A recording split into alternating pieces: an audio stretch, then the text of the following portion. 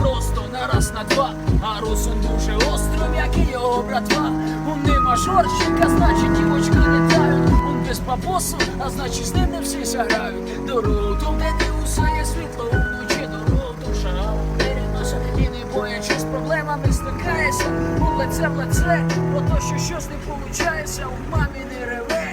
А може й ожидання он чисто правдав, а може не всяке чекали в нього, но таким он став. І не усе он правильно по житті поступає, і не усе он робить то, що в нього все чекає. Пацан простий, не з фраєру і не з бандиту. Пацан такий, що много видів всьому світу. Проблеми вже проблемами у них якось рішає. Жиє з мічту у голові, мічта не угасає. І світить сонце по дорозі, а буває все в ночах.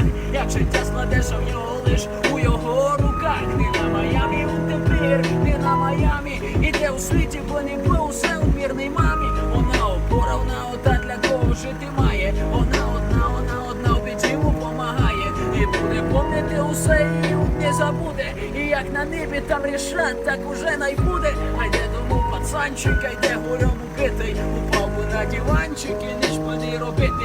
Про життя тяжко думає, про те, що все нечесно. У нього тяжко все по житті, вдруг все прелесно. Ну що поробиш, хуй така ся доля. Ай це не стячого пацан, а з руського поля. Пацанами з руського поля. Молодець, пацанчик. Пацанчик з руського поля.